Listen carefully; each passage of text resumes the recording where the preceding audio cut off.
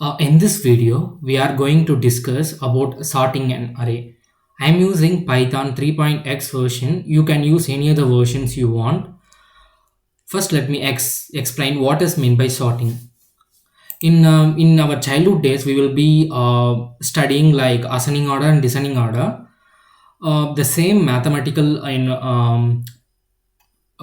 information is used here. First, it is an ascending order. We know that ascending order means from minimum to maximum. In descending order means it will be like maximum to minimum. Uh, we are going to code for this problem, like sorting an array.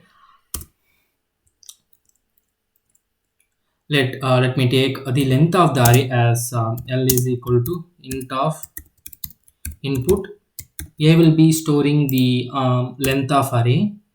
First, let me print something in order to show for the user. Enter your length for array, and let me give a new line. After that, let me make a for loop here for I in range of a. That means for each and every iteration, we are going to get a value from the user and we are going to store it in an array for doing the sorting. Now, let me take a value. That means let me give a print value here in order to show the user that they want to enter the value for each iteration. Enter your value.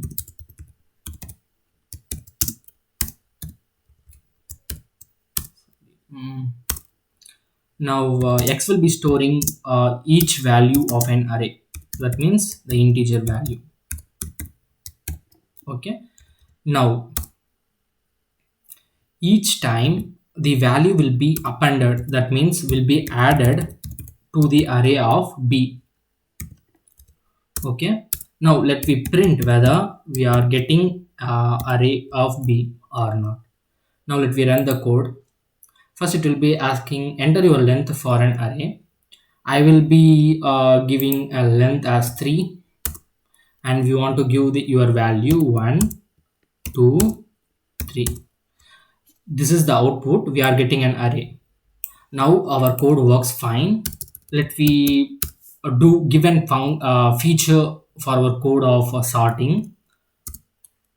You can do sorting many ways. You can use sort or sorted, or you can use your own algorithm to your own logic to I will be using now. I will be using like b dot sort. After sorting the b array, let me print it. Now let me clear this and let me run again. I'm giving input as 3 and I'm giving it an reverse order 3, 2, 1. Now see, the output is 1, 2, 3. That means our array is sorted in ascending order. In order to get in descending order, we want to use reverse equal to true. By giving this, you can able to get an output in the descending order. Now let me give the same 3, 3, 2, 1. See, the output is in descending order. Now let me give another input. Let me give a 4, then value 0, 56, 2, 99. See, the output is in descending order. That means our code working fine. Let me show the other way of getting ascending and descending order. Other way of getting ascending order is like directly you can use sorted of b. Sorted of b. Now let me print. Let me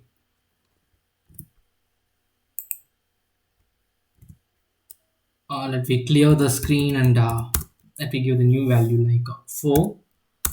Let me, sorry, you want to run the code here. Let me give length as 4 and value as 99, 0, 1, 20. See, we are getting in ascending order.